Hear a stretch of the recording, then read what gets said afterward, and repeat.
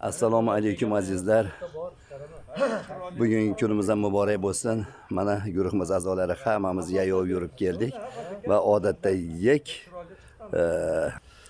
liklikka kelib to'xtadik. Mana hammamiz oyoq mashina qilib o'tiribmiz mana Qodirjon.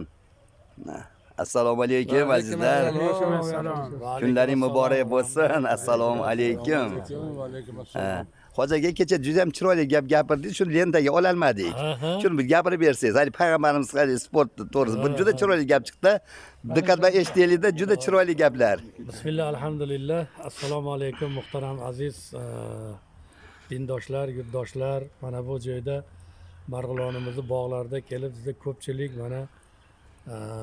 mana shunday bir sport bilan shug'ullanib, sog'ligimizni tiklash va o'sha o'zimizga e'tibor berishlikni harakatida yuribmiz. Bu asli sport bilan shug'ullanish payg'ambar alayhissalomning davrlaridan. Rasululloh aytganlarki, ey odamlar, farzandlaringizni otga minishga, suvda suzishga, o'q otishga o'rgatinglar deganlar.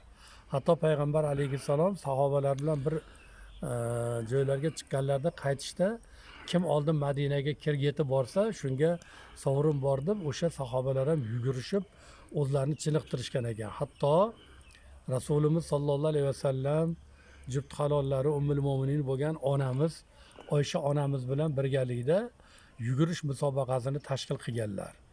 Oysha onamiz aytadilarki, avval men o'tib ketdim Rasulullohdan. Keyin sal men semirib qolganimdan keyin yugurishdik, Rasululloh o'tib ketdilar. Rasululloh shunaqangi kamtar insonlarki, menga qarab, ey Oyish, bir dedilar. Ya'ni oldin san eding, endi men o'tib ketdim deb, meni shu nimaga qiziqtirib, yanada bir faol bo'lishlikka undab turdilar. Yana Rasululloh aytadilarki, dangasa, yalqov mo'mindan dedilar. Harakatchan, faol, izlanuvchi mo'min afzal dedilar. Ya'ni mo'min odamlar doim harakatda bo'lib turar ekanda. Shuning uchun ba'zi birlari yalqovlik qiladi. Nimaga deganda, Rumiy aytadilarki, Alloh hay dedilar. Alloh tirik, hayyul qayyum. Tirikdan dedilar. Tirikka dedilar, ma'rifat keladi. Agar Allohdan kelayotgan ma'rifat odamlarning qalbi o'lik bo'lsa, u qalbga yetib bormaydi. Demak, hay tirik deganda shu tirik odam doimiy harakatda bo'lishlikka shetda ham juda ham alohida bir nuqta bor. Alloh taolo hammalarimizni xayrli amallarni davomli qilsin. To'rjon aka, sizga ham rahmat. Doimiy yoritib turasiz.